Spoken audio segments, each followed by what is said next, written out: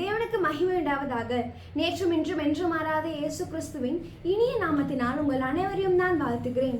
இன்றைய தேவ செய்தி, குருடர்கள் காண்பதும் காண்பவர்கள் குருடராவதும். யோவான் 9ஆம் அதிகாரத்தின் 1ஆம் வசனத்திலே, அவர் அப்புறம் போகையில் பிறவி குருடனாகிய ஒரு மனுஷனை கண்டார். அவனை குறித்த கேள்வியை சீஷர்கள் எழுப்புகிறார்கள். அதாவது, இவன் செய்த பாவமா, இவன் பெற்றோர் செய்த பாவமா என்று அவனை குறித்த கேள்விகளை சீஷர்கள் எழுப்புகிறார்கள். நம்முடைய பாவத்துக்கும் நம்முடைய பெற்றோர் செய்த பாவத்துக்கும் நமக்கு தண்டனை உண்டு. அதற்கு நிச்சயம் தீர்ப்பு கொண்டு வரப்படும். இந்த பிறவிக்குடன் பிறப்பிலே இந்த தீர்ப்பு இவனுக்கு இல்லை என்றும், தேவனுடைய கிரியைகள் இவனிடத்தில் வெளிப்படும்படிக்கு இப்படி பிறந்தான் என்றும் ஆண்டவர் சொல்கிறார். இது ஒரு முன்குறிக்கப்பட்ட பிறப்பு. இவனுடைய பிறப்புக்கு பின் தேவனுடைய கிரியை இருக்கிறது. இவன் செய்த பாவமா, இவனுடைய பெற்றோர் செய்த பாவமா என்ற இடத்திலே இந்த தீர்ப்பில் அவன் நிற்கவில்லை. இவன் பார்வை அடைந்த விதம் பிரமிக்கத்தக்கது. பிறவி குருடனுடைய கண்களை ஒருவன் திறந்தான் என்று உலகம் உண்டானது முதல் கேள்விப்பட்டதில்லையே என்பது அவனுடைய வாய்மொழியாக இருக்கிறது. அவர் தேவனிடத்திலிருந்து வராதிருந்தால் இப்படிப்பட்ட கிரியைகளை செய்ய முடியாதே. அவர் தேவனிடத்திலிருந்து வந்தார் என்பது இந்த பிறவி குருடனுடைய உறுதியான வாய்மொழியாக இருக்கிறது. இது மோசேயுடைய மார்க்கத்தை அதிர்ச்சிக்குள்ளும் கலக்கத்துக்குள்ளும் கொண்டு வந்தது. அவனிடத்தில் கேட்கப்பட்ட ஏழு கேள்விக்கும் அவன் தக்க பதில் கொடுத்தான். காணாதவர்கள் காணும்படியாகவும் காண்கிறவர்கள் குருடராகும்படியாகவும் நியாய தீர்ப்புக்கு நான் இந்த உலகத்தில் வந்தேன் என்று ஆண்டவர் சொல்கிறார். கண் தெரியாத குருடன் இயேசு யார் என்று அறிந்து கொண்டான். ஆனால் கண் தெரிந்த யூதர்களோ, அதாவது மோசே மார்க்கத்தாரோ இயேசுவை அறியவில்லை. இதுவே அவர்கள் மேல் கொண்டு வரப்பட்ட நியாய தீர்ப்பாக இருக்கிறது. பரிசேயரில் சிலர், நாங்களும் குருடரோ என்று கேட்கிறார்கள். நீங்கள் குருடராய் இருந்தால் உங்களுக்கு பாவம் இராது. நீங்கள் காண்கிறோம் என்று சொல்கிறபடியினால் உங்கள் பாவம் நிறைந்திருக்கிறது என்று ஆண்டவர் சொல்லுகிறார். நீங்கள் குருடராய் இருந்தால் உங்களுக்கு பாவம் இராது. நான் சொல்லுகிறதை காதினால் கேட்க முடியும். என்னை தேவகுமாரன் என்று உங்கள் வாயினால் மகிமைப்படுத்தவும் முடியும். நான் சொல்லுகிறதை கேளாதபடி என்னை தேவகுமாரன் என்றும் மகிமைப்படுத்தாதபடி செவிடும் ஊமையுமான ஆவியாக இருக்கிறீர்கள் என்று சொல்லுகிறார். குருடன் காதினால் கேட்கக்கூடிய இடத்திலும் வாயினால் அவரை மகிமைப்படுத்தக்கூடிய இடத்திலும் இருக்கிறான். தேவனுடைய சத்தியங்களை நாம் காதினால் கேட்பதும் நம்முடைய நாவினால் அவரை மகிமைப்படுத்துவதும் துதிப்பதுமே மெய்யான கிறிஸ்தவமாக இருக்கிறது. தேவனுடைய சத்தியங்களை நாம் காதினால் கேட்க வேண்டும்.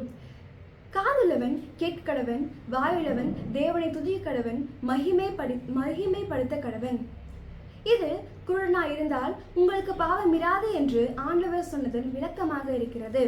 ரோமர் 1ஆம் அதிகாரத்தின் 21ஆம் வசனத்தின்படி, அவர்கள் தேவனை அறிந்தும் அவரை தேவன் என்று மகிமைப்படுத்தாமலும் ஸ்தோத்திரியாமலும் இருந்து தங்கள் சிந்தனைகளினாலே வீணரானார்கள். உணர்வில்லாத அவர்களுடைய இருதயம் இருளடைந்தது என்று எழுதப்பட்டிருக்கிறது. தொடர்ச்சியாக 24ஆம் வசனத்திலே அவர்களை அசுத்தத்திற்கு ஒப்புக் கொடுத்தார் என்றும், 26ஆம் வசனத்திலே இழிவான இச்சைரகங்களுக்கு ஒப்புக் கொடுத்தார் என்றும், 28ஆம் வசனத்திலே அவர்களை கேடான சிந்தைக்கு ஒப்புக் கொடுத்தார் என்றும் எழுதப்பட்டிருக்கிறது. இதுவே இவர்கள் மேல் கொண்டு வரப்பட்ட தீர்ப்பாக இருக்கிறது. மார்க் 9ஆம் அதிகாரத்தின் 25ஆம் வசனத்திலே, ஊமையும் செவிடுமான ஆவியே இவனை விட்டு புறப்பட்டு போ என்று ஆண்டவர் கடிந்து கொள்கிறார். கண் பார்வையுடையவர்கள் ஊமையும் செவிடுமாக இருந்தால் அவர்கள் தேவ வசனத்தை எப்படி கேட்க முடியும்? தேவனை எப்படி மகிமைப்படுத்த முடியும்? கண்ணினால் காணக்கூடியவர்கள் தேவ வசனத்தை கேட்காத இடத்திலும் தேவனை துதித்து மகிமைப்படுத்தாமலும் இருக்கிற இடத்திலே ஆக்கினை தீர்ப்படைகிறார்கள். நீங்கள் காண்கிறோம் என்று சொல்கிறபடியினால் உங்கள் பாவம் நிறைவேற்கிறது என்று ஆண்டவர் சொல்கிறார். இயேசு சொல்லும் உண்மையை அவர்கள் கேட்க மறுக்கிறார்கள்.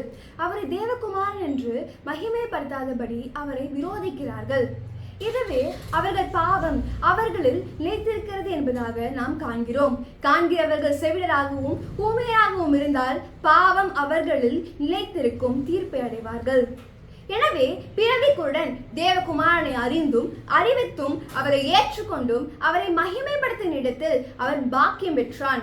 பரிசேயரோ யூதர்களோ அவரை அறியாத செவிடராய், அவரை மகிமைப்படுத்தாத ஊமைகளாய், ஊமையும் செவிடுமாகிய ஆவிகளாய் அவர்கள் முடிவடைந்தார்கள். இரண்டாவதாக பிச்சை எடுக்கிற குருடனை நாம் காண்கிறோம். லூக்கா 18ஆம் அதிகாரத்தின் 35ஆம் வசனத்திலே முதல் ஒரு பிச்சை எடுக்கிற குருடனை நாம் காண்கிறோம். இயேசுவே, தாவீதின் குமாரனே எனக்கு இறங்கும் என்று அவன் சத்தமிடுகிறான். இவன் குருடனாய் இருந்தாலும் இயேசுவை தாவீதின் குமாரன் என்று அறிக்கையிடுகிறான். யூதர்கள் இயேசுவை தாவீதின் குமாரன் என்று அறியாமல் அவரை சிலுவையிலே அறைந்து கொன்றார்கள். கள்ளன் இயேசுவை தாவீதின் குமாரன் என்று அறிந்து உம்முடைய ராஜ்யத்தில் வரும்போது அடியேனை நினைத்தருளும் என்று கூறுகிறான். இவன் கள்ளனாயிருந்தும் நீ தேவனுக்கு பயப்படுகிறதில்லையா என்று மற்றொரு கள்ளனை பார்த்தும் சொல்கிறான்.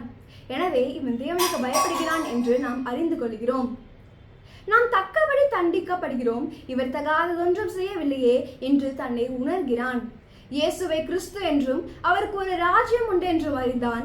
உம்முடைய ராஜ்யத்தில் வரும்போது அடியேனை நினைத்தருளும் என்றும் கூறுகிறான். இயேசுவின் சிலுவை மரணத்தில் முதலாவது ரட்சிக்கப்பட்ட கள்ளன் இயேசுவை கிறிஸ்து என்றும் அவருக்கு ஒரு ராஜ்யம் உண்டு என்றும் அறிந்தான். உம்முடைய ராஜ்யத்தில் வரும்போது அடியேனை நினைத்தருளும் என்றும் கூறுகிறான். இன்றைக்கு என்னோட கூட பரதீசில் இருப்பாய் என்ற வாக்கையும் அவன் பெற்றுக்கொள்கிறான். இவன் ரட்சிப்பிலே தேவனுக்கு பயப்படுகிற பயம் இருக்கிறது. இவன் ரட்சிப்பிலே நாம் தக்கபடி தண்டிக்கப்படுகிறோம் என்ற உணர்வு இருக்கிறது. இவன் ரட்சிப்பிலே தேவனுடைய ராஜ்யத்தை பற்றிய அறிவு இருக்கிறது. ரட்சிப்புக்கு இவன் ஒரு சரியான எடுத்துக்காட்டாக இருக்கிறான், மாதிரியாக இருக்கிறான். இந்த பிச்சை எடுக்கிற குருடன் இயேசுவை தாவீதின் குமாரன் என்று உறுதிப்படுத்திக் கொண்டான். இயேசுவோடு கூட நடந்த திரளான ஜனங்கள் அவனை ஏன் குருடா சத்தம் போடாதே என்று அதட்டுகிறார்கள். இவன் சத்தத்தை உயர்த்துகிறான். இயேசு உனக்கு என்ன வேண்டும் என்று கேட்கிறார். அதற்கு அவன் நான் பார்வையடைய வேண்டும், இயேசுவை காண வேண்டும் என்று கூறுகிறான். பிச்சை காசு என்றும் அவன் கேட்கவில்லை, இயேசுவை காண வேண்டும் என்றுதான் அவன் கேட்டான். குருடன் இயேசுவை காண்கிறான். குள்ளன் சகேயு அவரை காண ஆசிக்கிறான். காட்டத்தி மரத்தில் ஏறுகிறான். குள்ளன் இயேசுவை காண்பதற்கு முன்பாக இயேசு அவனை கண்டு, சகேயுவே, நீ சீக்கிரமாய் இறங்கி வா, இன்றைக்கு நான் உன் வீட்டிலே தங்க வேண்டும் என்கிறார். அநியாயமாய் வாங்கினதை நான் அத்தனையாய் திரும்ப கொடுக்கிறேன் என்றான் சகேயு. 1. பாவ உணர்வு இருக்க வேண்டும். 2வது பாவத்தை பற்றிய மனஸ்தாபம் இருக்க வேண்டும். 3வது பாவ அறிக்கை இருக்க வேண்டும். 4வது ஒப்புரவாகுதல் வேண்டும். 5வது நாம் அநியாயமாக வாங்கினதை திருப்பி கொடுத்தல் வேண்டும். இதுவே சகேயுவின் ரட்சிப்பாக இருக்கிறது. இந்த வீட்டுக்கு ரட்சிப்பு வந்தது இவனும் ஆபிரகாமின் குமாரனாய் இருக்கிறானே என்றார் ஆண்டவர். 3வது கிராமத்தில் இருக்கிற குருடன். மார்க் 8ஆம் அதிகாரத்தின் 23ஆம் வசனத்திலே இவனை குறித்து எழுதப்பட்டிருக்கிறது. கிராமத்தில் இருக்கிற குருடனை இயேசு கையை பிடித்து வெளியே கொண்டு வருகிறார். முதல் ஜெபத்திலே நடக்கிற மனுஷரை மரம் போல அவன் காண்கிறான். 2வது ஜெபத்திலே சரியாக காண்கிறான். இந்த கிராமத்தில் இருக்கிற குருடன் பார்வை அடையும்படியாக 2 தடவை இயேசு அவனுக்காக ஜெபிக்கிறார். கிராமம் என்பது தவறான உபதேசம் உள்ள அமைப்பாக இருக்கிறது. நல்லது கெட்டதாக போதிக்கிறதும், உண்மையை பொய்யாக போதிக்கப்படுவதும், சரியானது தவறாக போதிக்கப்படுவதுமே இந்த கிராமமாக இருக்கிறது. இப்போது கிராமத்துக்குள் போகக்கூடாது என்ற எச்சரிப்பையும் கட்டளையும் அவன் பெற்றுக்கொள்கிறான். ஒரு கெட்டதிலிருந்து, பொய்யிலிருந்து, தவறிலிருந்து வெளியே கொண்டு வந்து 2 தடவை ஜெபம் பண்ணின பின்பே அவன் சரியாக பார்வை அடைகிறான். கிராமத்துக்குள் போகக்கூடாது என்ற எச்சரிப்பையும் அவன் பெறுகிறான். கள்ள அப்போஸ்தலன், கள்ள தீர்க்கதரிசி, கள்ள போதகன் மேல் வைக்கப்பட்ட ஆக்கினை உறங்காது, அயராது. பிறவி குருடன் முன்குறிக்கப்பட்ட அனுபவத்திலே தன்னை வெளிப்படுத்தினான். பிச்சை எடுக்கிற குருடன் பிச்சை எடுக்காதபடிக்கு இயேசுவை காண வேண்டும் என்று ஆசைப்படுகிறான். இயேசுவையும் கண்டு கொண்டான். கிராமத்தில் இருக்கிற குருடன் தவறான உபதேசத்திலிருந்து சரியான உபதேசத்தில் கொண்டு வந்து தன்னை காத்து கொண்டான். இந்த குருடர்கள் நமக்கு நல்ல போதனையாக இருக்கிறார்கள். தவறான உபதேசத்தை தவிர்ப்போம். பிச்சை கேட்காதபடி இயேசுவை நாம் காண்போம். புத்தியில்லாத கன்னிகைகள் பிச்சை கேட்கிறார்கள். புத்தியுள்ள கன்னிகைகளோ பிச்சை கொடுக்க முடியவில்லை. மணவாட்டியோ உமக்கும் பார்ப்பேன், உமது ஒட்டகத்துக்கும் பார்ப்பேன் என்று கூறுகிறாள். பிறவிக்குடன் முன்குறிக்கப்பட்ட பிறப்புக்கு நாம் ஒப்புக் கொடுப்போம். எபேசியர் 1ஆம் அதிகாரத்தின் 4ஆம் வசனத்தின்படி அன்பில் பரிசுத்தமும் குற்றமற்ற வாழ்க்கையை அடைந்து கொள்ளும்படியாகவே உலக தோற்றத்திற்கு முன்பாக கிறிஸ்துவுக்குள் நாம் முன்குறிக்கப்பட்டோம். கர்த்தர் உங்களை ஆசீர்வதிப்பாராக. தேவனுக்கு மகிமை உண்டாவதாக. ஆமென்.